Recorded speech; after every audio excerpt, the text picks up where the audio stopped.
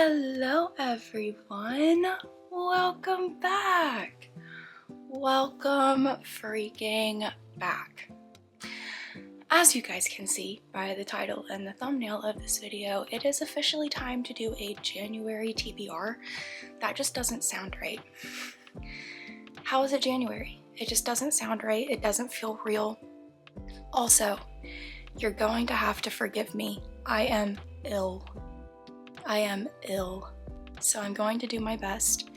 There's probably going to be quite a bit of cuts because I'm going to need to stop to have some drinks and stop to take some deep breaths because I am winded, I'm just out of breath, I'm tired, my throat hurts, and that's just where we are. It's the time of the year, everyone's ill, so I'm ill. But without further ado, let's get into this January TBR.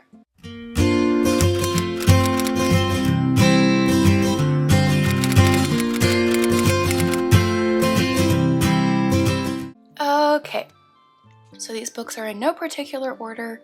I'm just really excited to get to these books this month, and they've been put off for long enough, so it's just time to happen.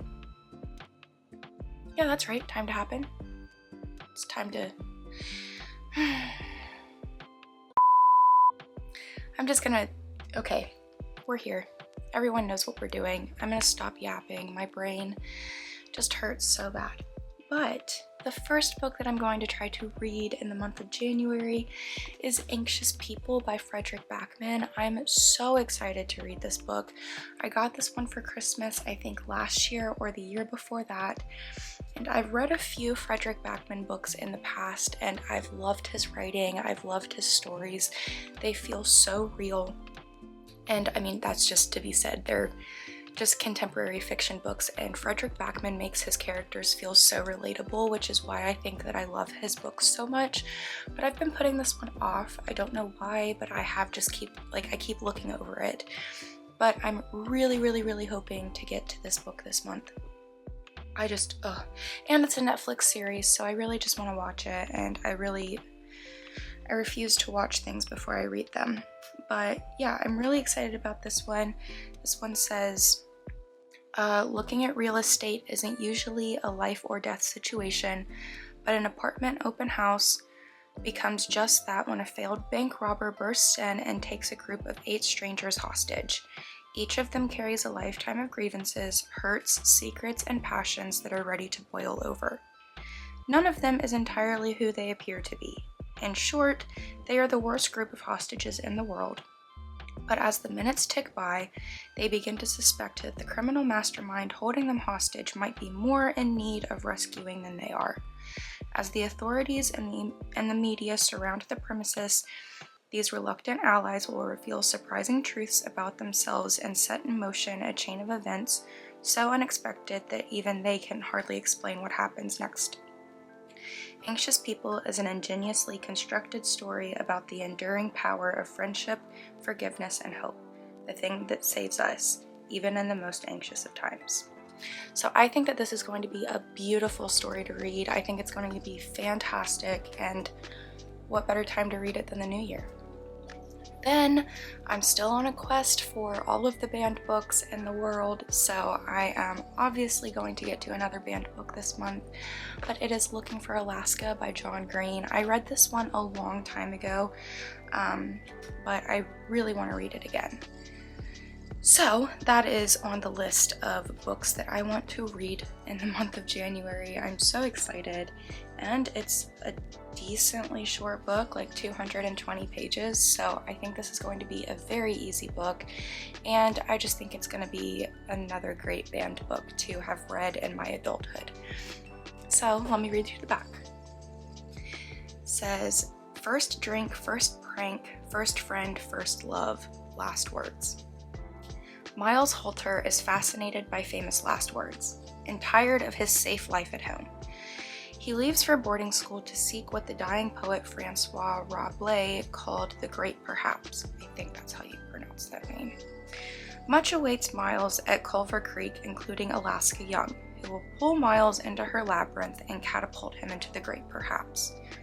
Looking for Alaska brilliantly chronicles the indelible impact one life can have on another. A modern classic, this stunning debut marked #1 best-selling author John Green's arrival as a groundbreaking new voice in contemporary fiction. I am so excited to pick this one up in my adulthood. Once again, I love rereading banned books as an adult because we all have read at least a few in school. And so I love to go back and reread them as an adult though, because I feel like I'm too naive as a 15, 16, 17-year-old to really grasp what I'm reading in these books and the impact that these books are meant to have on people. And so I like to go back and read them as adults because I think it has a better impact, especially whenever you're like, I don't know, you stop being naive to the world and you like lose the rose-colored glasses. That's what happens in your late 20s, you guys. Rose-colored glasses are gone, and I love to read banned books because they just feel way too relatable. Oh, this is miserable. I know I have tissues in here. Where are they?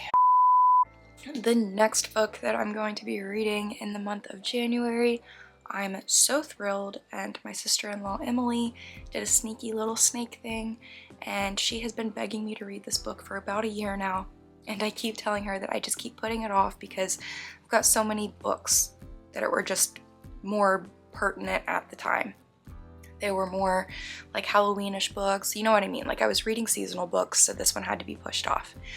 But Emily did a sneaky snake thing, and she, whenever everyone was asking what they should get me for Christmas, she recommended every single contemporary romance by none other than Rebecca Yarros. So I am going to be starting out with Variation because this is the ballet related romance, so I just wanted to jump into this one because it still feels like the perfect time for a ballet romance, so I'm really excited to hop into these. But yeah, Emily bought me every single contemporary romance by Rebecca Yarros because they are the ones that I have been putting off. And you guys know on this channel I have read Fourth Wing, the only 3 books that are out right now. I have read all 3 of them 2 times through. I'm obsessed. I'm waiting to read them for the 3rd time whenever Rebecca tells us that she's releasing the next one. But without further ado, I'm just going to read you what's on the back of this one. So this says, elite ballerina Ali Rousseau is no stranger to pressure. With her mother's eyes always watching, perfection was expected, no matter the cost. But when an injury jeopardizes all she's sacrificed for, Ali returns to her summer home to heal and recover. But the memories she's tried to forget rush in and threaten to take her under. As a Coast Guard rescue swimmer, Hudson Ellis knows that hesitation can mean the difference between life and death. He's always prided himself on being in the right place at the right time, especially when it came to Ali Rousseau, until the night he left for basic. After the biggest regret of his life, the secrets he keeps means he can never be with the one woman he wants more than his next breath. When Hudson's niece shows up on Ali's doorstep, desperate to find her birth mother, Ali finds herself in an unimaginable position. Ali and Hudson's past and present might be endlessly complicated. The thread that tied them to each other all those years ago may have unraveled, but the truth could pull them back together or drive them farther apart. I love Rebecca Yarros. I love her writing. I love her characters. Everything about her books are phenomenal. Okay? I'm so excited to read this book. I am currently on page 176 of this book. I'm so excited to continue into it. I don't want to stop reading. I'm obsessed with this, and what better time to binge read a book than whenever you're sick? So that's my intention for the rest of this day, is to binge read this book. Then the next book that I'm going to be reading this month is Nightbane by Alex Astor. This is book 2 in the Lightlark series. I read book 1 last year around this time, I think, but I hadn't gotten around to reading book 2 because way too many things were happening. So I am really excited to hop into book 2 of this series and just continue loving everything about these characters. Also, I'm gonna clip this in before I read the back. If you guys have not read Lightlark, please skip ahead a little bit because I just read the entire back of this book and it could have spoilers. So if you have not read Lightlark and are intending to read Lightlark, skip ahead a little bit. But I will read you the back of this one. It says, "You were once the bane of my existence and now you're the center of it." Isla Crown, or Isla, I think it's Isla. Isla Crown has secured the love of two powerful rulers and broken the curses that plagued the 6 realms for centuries, but few know the true origins of her powers. Now, in the wake of a crushing betrayal, Isla finds herself struggling to win respect as the newly crowned leader of 2 separate realms.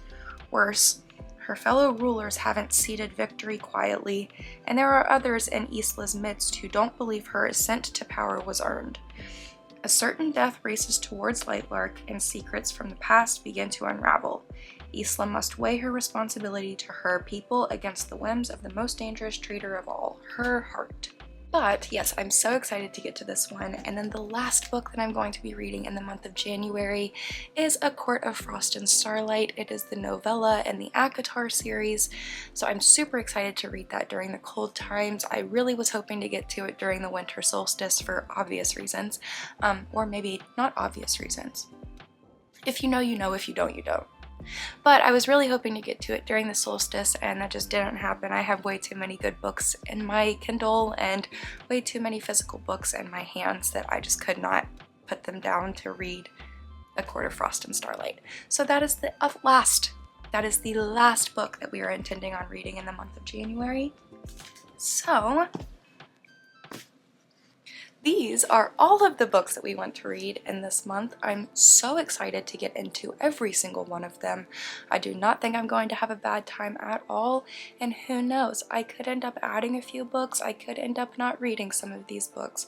So January is still a mystery. We really don't know what I'm going to get into, but these are the books that I intend on reading this month. So I hope you guys enjoyed this video. If you did, make sure you give it a thumbs up. Make sure you leave a comment downstairs, make sure you subscribe, and I'll see you guys in the next one.